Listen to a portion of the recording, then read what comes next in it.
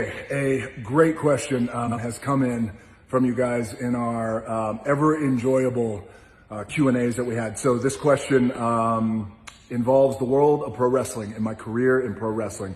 It was a really great question. It really got me thinking. And the question was, what is my career high in pro wrestling in the WWE, and what was my career low in the WWE? I'm going to start with my career low because oftentimes our lows are often a setup for one of our highs. So my low started within about 6 months of me first coming into the company of the WWE. I mean, I came in like a bat out of hell. I mean, I came in like a runaway train rolling down that track. I was this young rookie, baby face, fresh out of University of Miami.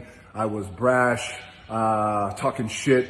We were national champions, played for the national championship multiple times, and we went down, our teams went down as some of the greatest teams in the history of college football, and I played with some incredible players. But when I got to the WWE,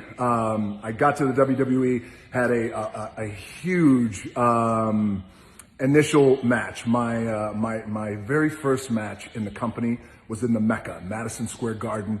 It was sold out. It was one of the company's big pay-per-views called Survivor Series, and the company had decided that I was going to win the entire thing.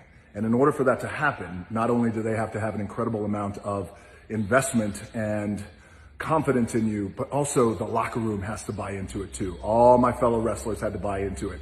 From The Undertaker to Triple H to Stone Cold Steve Austin, everybody who was in the locker room at that time. And the ones who I mentioned certainly did get behind it, but some others didn't, but that's okay. Eventually I persevered through that anyway. So it was my very first night in the company, Survivor Series. I win the whole thing in Madison Square Garden. I got 22,000 people chanting, "Rocky, Rocky." I was on a high. It was like a dream because it was, I could not believe it was happening. I was just so grateful, and so it was so humbling.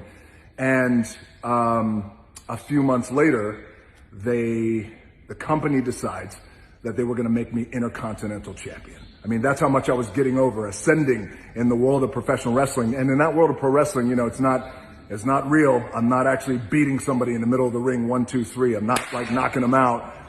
It's a dance, it's a show. Nobody's really beating me. I decide who wins, who beats me, and just like my opponent decides if they're going to let me win or not. So the company decided that they were going to make me Intercontinental Champion. Had a phenomenal match with one of my best friends in the pro wrestling business still today, Triple H. And again, I was on a high. Now, what's interesting, what was going on at that time in the world of pro wrestling is it started to shift. And no longer did fans want tradition. They wanted to buck tradition. They didn't like cookie cutter. They didn't want stale. And they wanted anti-authority. And anti-authority came in the form of Stone Cold Steve Austin, where he was telling Vince McMahon right there. And I represented everything that was wrong at that time with pro wrestling. So the fans turned on me. They started chanting, "Rocky sucks, Rocky," every arena I went to. Now imagine, I'm the champion. And every arena I went to, they were chanting, "Rocky sucks." And it was hard for me, as you can imagine psychologically, but also hard as a company. The company's scrambling, like, what do we do? They've never seen anything like this before. Vince McMahon said, "I've never seen anything like this." A visceral reaction that is so anti of what we want. It all culminated to WrestleMania. It was my very first WrestleMania as Intercontinental Champion. I wrestled the Sultan, who's also Rikishi. He's my family, my Ainga. And 15,000 people in Chicago were chanting, "Rocky sucks." And this is WrestleMania. And I remember Rikishi telling me, "Don't listen to him," but you can't help it. You're listening to him.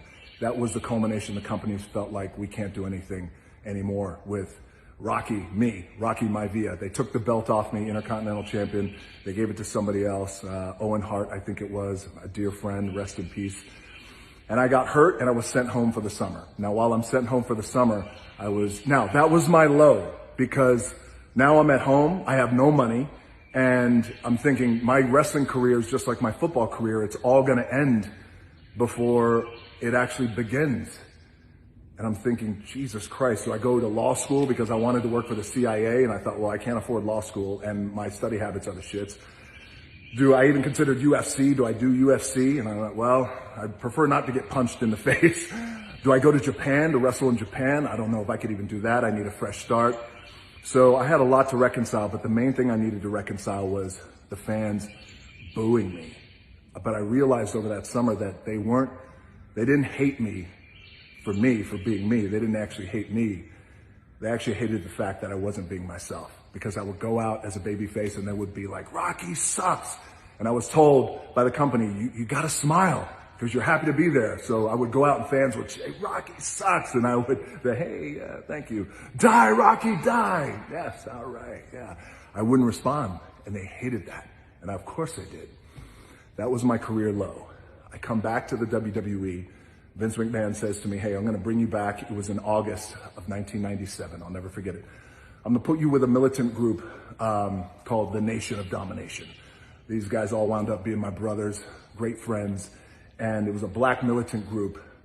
And, you know, Vince said, because you're half black and you're half Samoan, I want you to join the group. I said, I'll join the group, that's fine. But here's the thing, I don't want it to be a black and a white thing. I want it to be a respect thing, because I want to earn the respect of everybody. And I just don't want to say just because of my color of my skin. And I said, there's something bigger here. There's just a bigger idea here that would help lift the nation.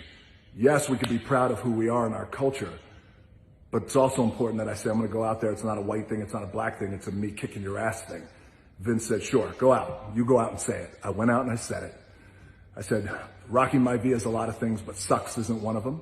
And this is on live TV on Monday Night Raw. And I said, it's not a black thing, it's not a white thing, it's a me whipping your ass thing. Something to that effect. And I just kept it there, dropped the mic.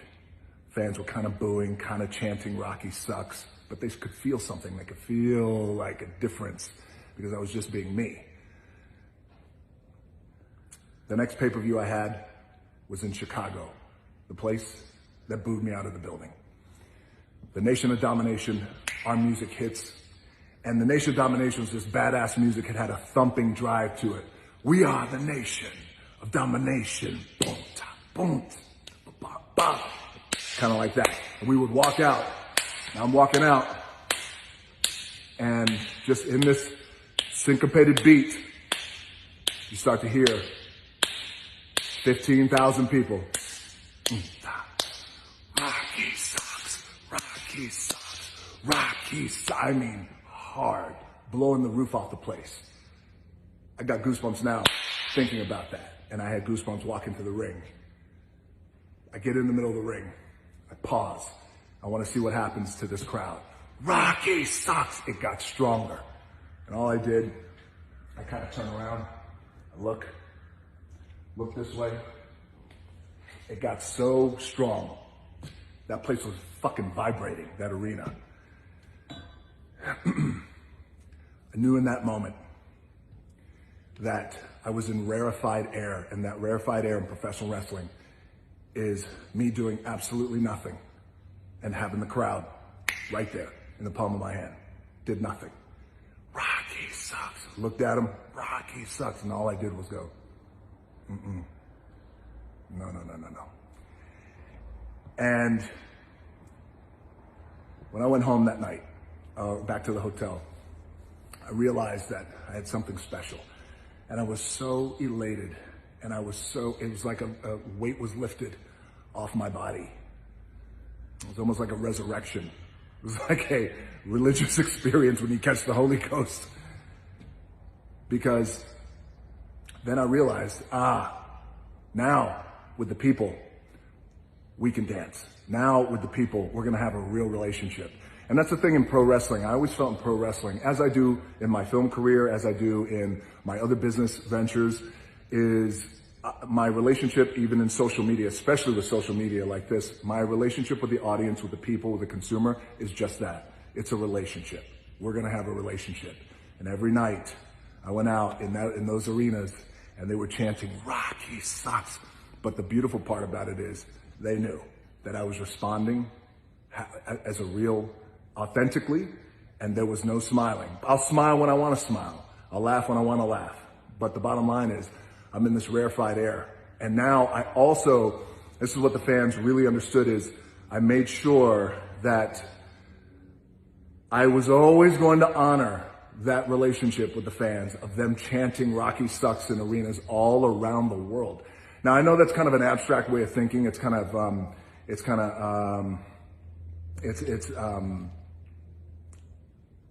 not a typical way of thinking. It's very counterintuitive, because you're like, wait, everybody's chanting "Rocky sucks" and they're hating you. Why would you embrace that? I embrace it because it's the relationship. And I know that they know that they know that I know that we have a connection. And eventually it got to a place where I just couldn't get booed anymore, as hard as I tried. Then I just turned into a big good guy, baby face, talking shit. But again, that was the birth of the character of The Rock. But that night, when I stood in the ring and they started chanting "Rocky sucks" to the beat of that ring music, and all I had to do was look at him, and it came unglued. That was my high. That was my wrestling high, because that was the anchor that then allowed for everything else to happen the rest of my pro wrestling career. So my low was then chanting "Rocky sucks" as me as a babyface. My high was them chanting "Rocky sucks" with me as a heel, but I was going to respond authentically. And since then, by the way, that logic I carried with me still today. And that is the genesis, that is the anchoring, that's my DNA and my makeup, is always making sure that I'm authentic and real, and always making sure that I embrace and hold on to the relationship that I have with the audience and with the consumer and with the people. Because, and when you treat it like that, and it's benefited me that I treat this like a relationship, we laugh, we cry, we get our asses kicked, we get knocked down, we get back up, we support each other, we entertain each other, we make each other laugh, we live, we go through pandemics, we do everything that we can to be better today than we were yesterday. So this is the relationship that I honor, and that was my lows and high in the world of professional wrestling. And by the way, there's a lot of wrestlers in the locker room, men and women, who feel like they just can't break through, who feel like they're doing everything they possibly can in the world of pro wrestling, and in the WWE, of course, where they can't turn the corner, they can't get over as a wrestler, they're not getting the reactions that they want to get from the audience. Maybe the company doesn't see their value the way that they see their value. My advice to you guys in the locker room, men and women, is to keep pushing through. Keep trying to identify where you can be better. Keep trying to identify how can I connect with an audience. And also, don't be afraid to step away. And I know, again, that in itself is counterintuitive, because you want to make money, and I understand that. But sometimes when you step away from something, it allows for a greater clarity, that you could step back, create space, and go, this is what I wasn't doing right. This is where I can improve. This is how I can connect. Maybe you come back as a different character. Maybe you come back with just a couple of tweaks in the kaleidoscope, tweak, and then all of a sudden you have a different view, and the audience has a different view of you. So I would say just keep plugging away, keep pushing through, and if you need to, create some space, walk away, and you might get that clarity. And then you come back, bang, have this amazing relationship with the audience, and the company sees your value the way they should. All right, thank you guys for the Q&As. As always, I appreciate it. And most importantly, I hope you guys are staying healthy, staying safe, staying sane during this time. And I appreciate you all. And it's a relationship. I honor it.